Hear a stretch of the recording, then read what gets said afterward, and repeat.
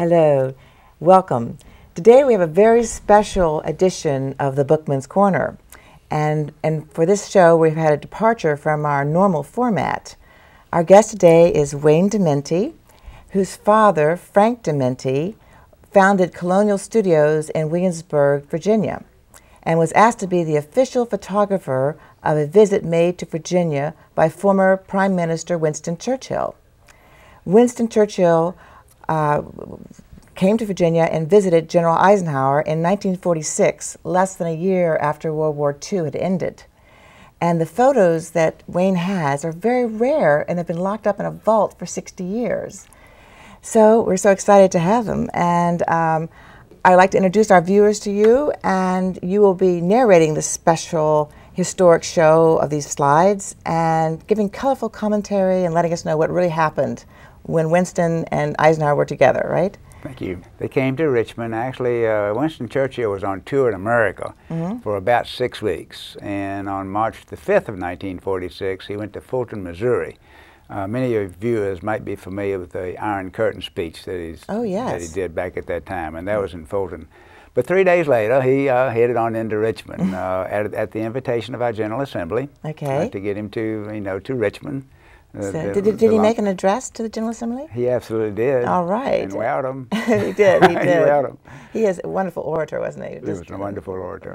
Incredible. And your father was there taking all the official photographs, right? He was there for the duration of the trip, which really started early in the morning in Richmond and ended up in Williamsburg at dinner at the Williamsburg Inn on the evening of March the 8th. So it was a long day. A long and action-packed day. Yes. He very much aware of Williamsburg and very much aware that our Virginia General Assembly is the oldest parliament around. So he wanted to pay tribute to that and accepted the invitation. Right. Now, was Colonial Williamsburg had already been built up by that point, or was it starting just in the formative stages? Was it? It was ready. It was ready. So it was really looking good, right? Looking good. Absolutely.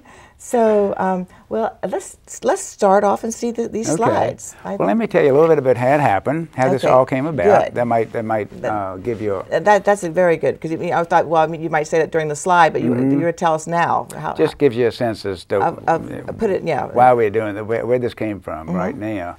It was in 2006, on the 60th anniversary of his visit, that Delegate McClanahan up here from Northern Virginia put through a bill, sponsored a bill that was passed to make Churchill the honorary citizen of Virginia. Really? And that was pretty neat. When we saw that occurring, my brother and I reflected on the fact that Dad had these photographs, and we said, I bet it's time to go look at those things. That's right. So we bring them out. Bring them out. So they had literally been in a safety deposit box in a bank. For 60 years. For 60 years. Amazing. And so we pulled them out, and there were probably 75 old negatives in there, the old-timey negatives. No digital back then. That's right. So they were negatives, 4x5s, 5x7s, and 8x10s. Well, now, black and white. Black and white, all black and white. And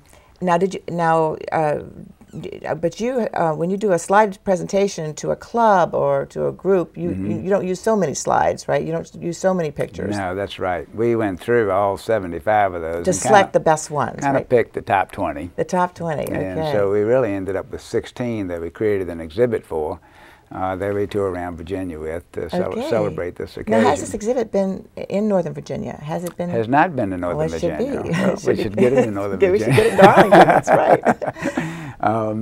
But yes, that's how it all began. So we dusted the negatives off and cleaned them up and put them into show. And then we needed, Dad being a photographer, and he loved history, but that wasn't really his forte. So we needed to kind of understand the background features of these images and so forth. So my brother's wife, who's a professor at Randolph-Macon College, took it upon herself to do a lot of research. Oh my goodness, that's great. So that helped us populate the captions and the images so that the story can be told in greater than the pictures. Well, let me ask you, why was your father chosen to be the official photographer? Well, that's a speculative question, but we'll give you the family folklore. Okay. It was in 1943. I don't know if we can look at slide number 17, might give us the tip on that. But it was in 1943 that there it is. Clementine Churchill, the lady on the right, visited Williamsburg with her daughter, All right. Sarah.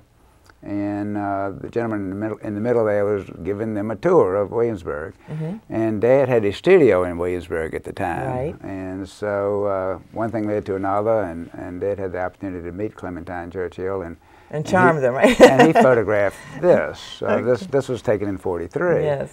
And there were a number of photographs he took at that time, and they developed a nice relationship, apparently. Sure. So Wonderful photograph. we think that what happened in '46, when this visit took place, that the wife told the husband, "I know a photographer." That's right. I know somebody. I can make this happen. So we think that's how it started. That's we good. don't have anything more official than that. That's good. So we attribute it to that kind of a thing. Interesting.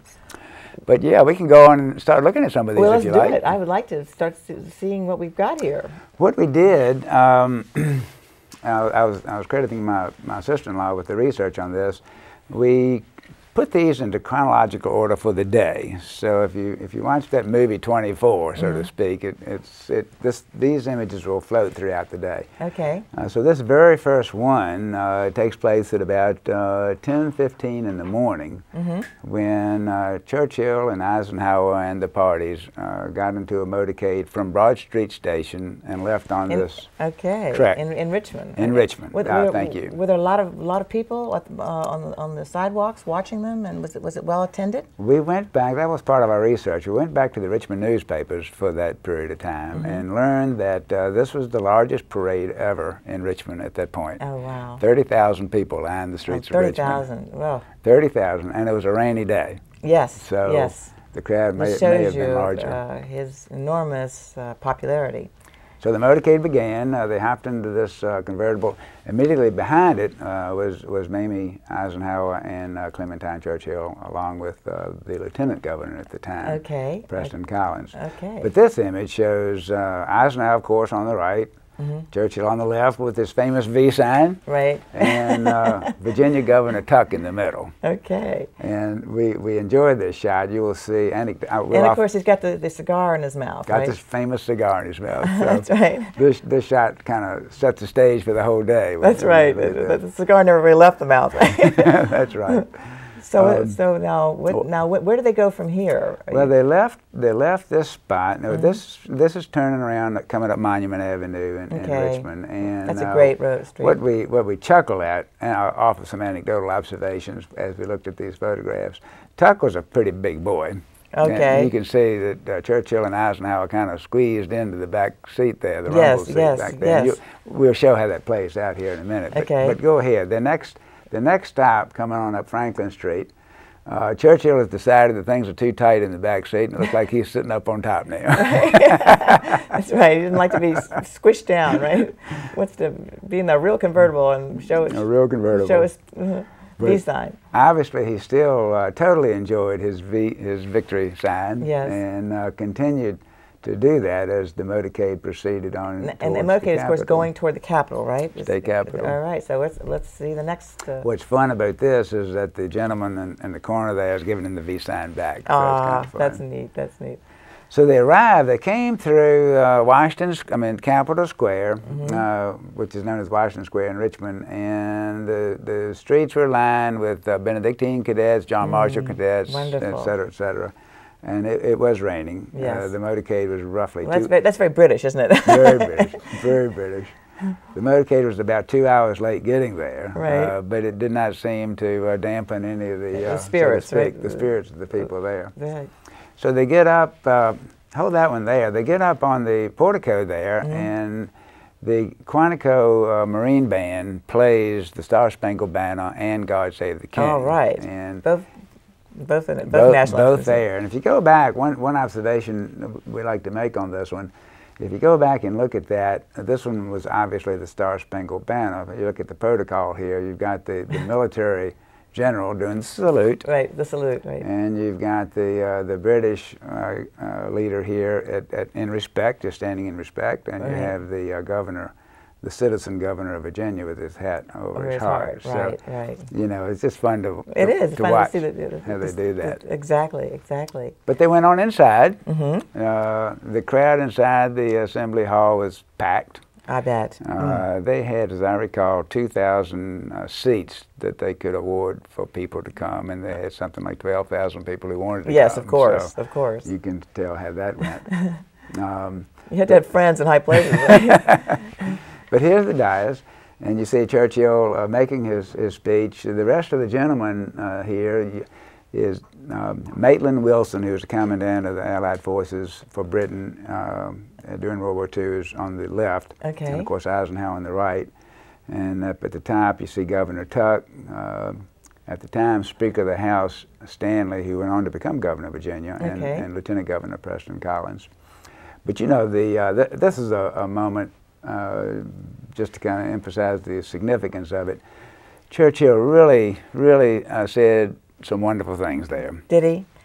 And it was nationally televised, right? NBC? Must have been. That's a good question. I need to research that. I need to research that. Looks like they had.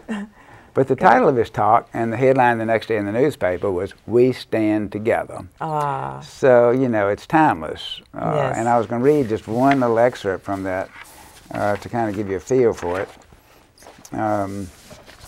Good. Churchill says, "We should all stand together in malice to none, in greed for nothing, but in defense of these causes which we hold dear, not only for our own benefit, but because we believe they mean the honor and happiness of long generations of men. We ought to walk together in majesty and peace." Ah, you know, that's very nice, very elegant. So timeless. Yes, it is. It's still true. It's still true. Still true. So right after Churchill spoke, then we had the standing ovation. And it's worth just pausing on this one for a second. You can kind of get a feel for who's in the audience here. In the lower left-hand quadrant there, you'll see the three women in hats. That's in the white dress is Mamie Eisenhower, and then the governor's wife and Clementine Churchill. But a lot of delegates and a lot of assemblymen, of course, and a number of pages. You'll see the younger boys as pages, and we've had the delight of having some of those pages raise their hand in recent months and say, "I was there," and they tell these wonderful stories. That's great. That's great. Well, and then and then what happened? They were going to. Well, then the crowd there would not accept the fact that Churchill was speaking and Eisenhower wasn't, so they made Eisenhower get up. Okay. This was a standing ovation crowd until he finally got up. so a totally impromptu talk on his part. And he spent his 10 minutes speaking only of Churchill. And really? There are some key things that he said that I thought I would read. "The Prime Minister is one of the great men of the world. I know of no other single thing that was of greater moral benefit than the unwavering, staunch, indomitable, courageous support Mr. Churchill gave the Allied leaders in the African and European campaign." Yes, you know, so it just shows a very close friendship. Total respect. Yes, total respect. That's right. That's right. And then they left the state capitol, and then they had did they have some big huge banquet or? Not there. Not there. But they left the state capitol and went down to Main Street Station in Richmond and hopped on the train to head to Williamsburg for the afternoon. Okay. So here they are arriving in Williamsburg, and there's Churchill with his cigar looking for his matches, it would appear. Yes. Eisenhower leading the troop, and Clementine coming back there too. Right, and Mamie is somewhere in the. She's behind coming on in. That's right. And there was a different group in Williamsburg. The party in Richmond had left. The governor had another engagement. He couldn't stay with them.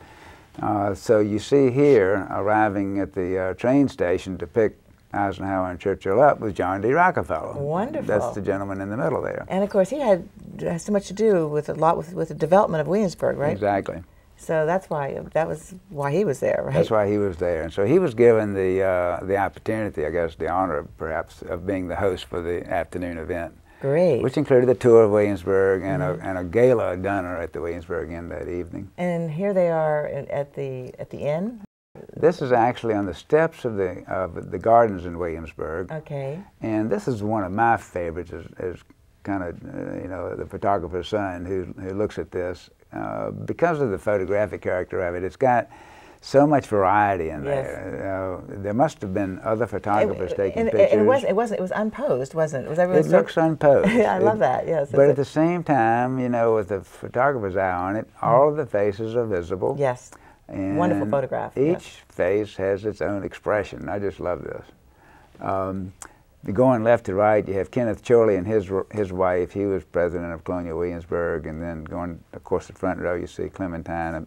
Immediately over her left shoulder is her daughter Sarah. Okay. And an unidentified military person behind her. And then, of course, Churchill, which I just love.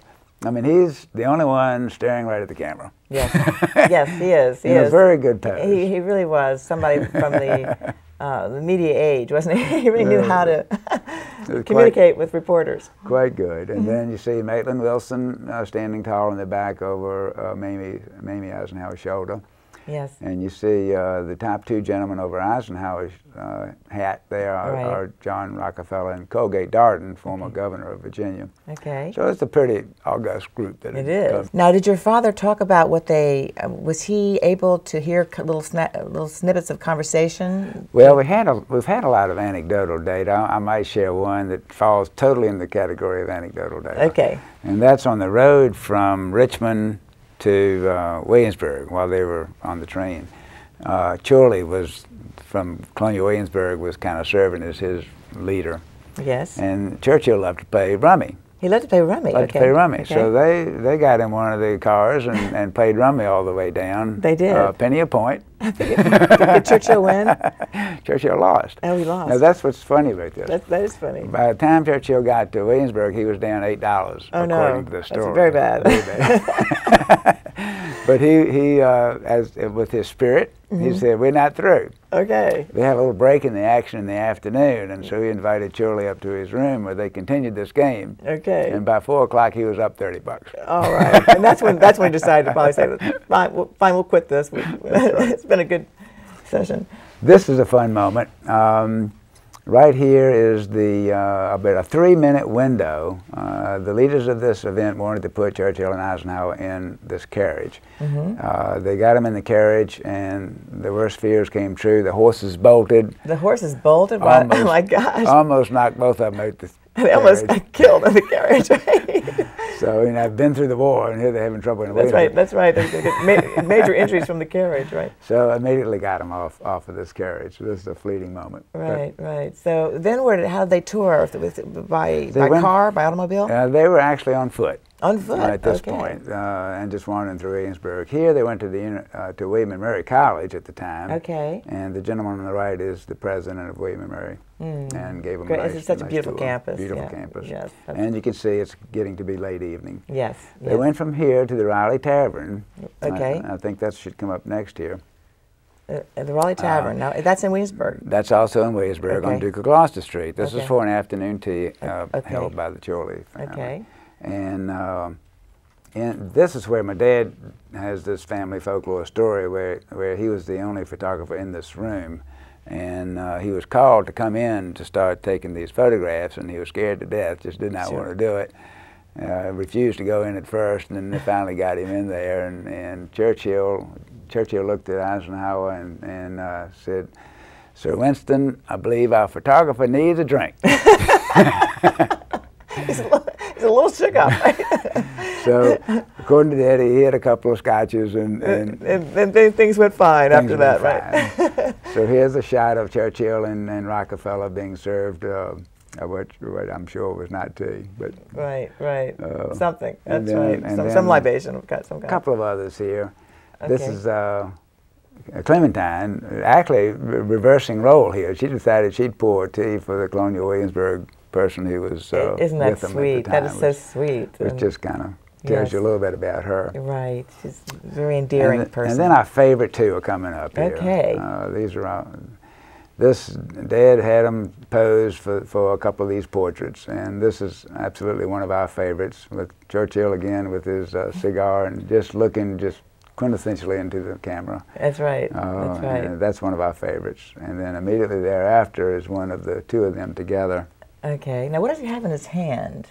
It's a peace pipe. A peace pipe? Yeah, you know, when we started this, we thought there would be something truly historic and significant about it. They were just Williamsburg tokens. I see. So it was just for fun. So, but it did have that symbolism to I it. see, You know? I see. So did they never have the peace pipe being sent around to a group of men? That never happened. Not right? that Okay. we know of. Okay. Not that we know of. And then here's probably our favorite one. Yeah, they both look so relaxed and. Yeah, you look at the expressions in their relationship. You can just kind of tell where they are at this moment in time in 1946 with the achievements that they acquired. I wonder if Eisenhower asked Sir Churchill about politics, about maybe going into politics, because at that point he had not. It was pre-presidential. He had not even considered it, I don't think, had he? No, that's true. That's true. This is ahead of time. Of course, Churchill was not in office at this time. Right. He had been the prime minister during the war. Right. And right after the war, he was not reelected because they were tired of war, and he was kind of like a representative of wartime. But then he went back. He was reelected. What, 10 years later or something, right? Something like that. Okay. Yeah. That's right. You can keep up with all these. This is so fantastic that you've got this collection touring through Virginia, and now it's about, what is it, 20 slides you have, 21 slides? 21 altogether. We've looked at most of them. We didn't show this one. This is the very last one of the evening. This is 10 o'clock. They had this gala banquet inside the Williamsburg Inn with 60 people at dinner, and just a menu that would knock your socks off if we had time for me to elaborate on it. Just give us an idea of like a couple of things on the menu. Just like they flew in Churchill's favorite liquor from New York City, and they flew in crab from Maryland. Can you imagine? Yeah, Maryland crab. It's such a delight. Yeah. And they had, of course, a lot of the Smithfield ham. Smithfield ham, very good. So it was an elegant, very, very well tended to dinner. And so this represents the end when they. But of course, this is before we had the Virginia wines, right? That's right. This is before Virginia wines. So it's the Scotch is probably predominant, right? That's right. That's right. And yes, in fact, I recall that you said in a private meeting we talked about that Churchill enjoyed a libation every morning. He did. He did. And so, did your father? Was he there when he took his little glass of scotch? Well, that event at the Raleigh Tavern was one full of scotch and That's right. But apparently he had a few in that rummy game coming. Oh, yeah, the rummy game as well. But he was certainly always in total control, wasn't he? Total control. And mentally totally alert, wasn't he? Totally alert. Yeah. So he didn't have any problems there. It was a wonderful moment for Richmond and for Virginia, and we've just been tickled to have the opportunity to bring this back up. Yeah. Let people and look at did your father ever mention how General Eisenhower? I mean, how did he relate to him personally? Did he get to know his personality at all during this trip? Because he seemed to be. It seemed like, and again, a lot of folklore here, but it seemed like he was perhaps the more serious of the two on this visit, that he was the more straight-laced fella. Right. Churchill was here more for the moment. Okay, that's right. He had finished his Fulton County Iron Curtain speech and was here and really on vacation, although we put him to work by making him speak to the assembly and such. Sure, but I'm sure he didn't mind. I think he's I somebody who loved to give speeches, right? And now, how does somebody who would love to maybe bring this collection to their maybe to an association meeting or a group meeting in Northern Virginia? Is it hard to? Would they contact you or? Probably it would be contact me, and we can chat about the possibilities. Okay. We have the show that you and I just viewed available, and then we do have the hard copy pieces that go on exhibit. Right now, the exhibit's hanging at the Fort Lee Museum. Really? And how long will it be there? Probably for another 30 days. Okay, and then where will it go after that? Then it's going to Williamsburg again. It was in Williamsburg last year, and it's going back again this year. So, and all these photographs have captions, so people, when they see them, they can see exactly what took place and when, right? That's it. And well, I think that our viewers have been totally have gotten a terrific historic presentation, and we really, really appreciate you taking the time to talk about this fantastic slideshow and what happened, and also I know sometime we'll have to get you back because you're a publisher of books, aren't you? I do. So you have your own publishing firm in Richmond. That's correct. So yeah, thank you. And that name of that company is Wayne Dementi Publishing, right? It's actually Dementi Milestone Publishing. Dementi Milestone Publishing. But, okay. Yep. Okay. And you're doing both nonfiction and fiction, right? Correct. Okay. Yep. Wonderful. Well, thank you, Wayne. Well, Lois, thank you. And thank you for watching. And stay tuned for the next edition of the Bookman's Corner.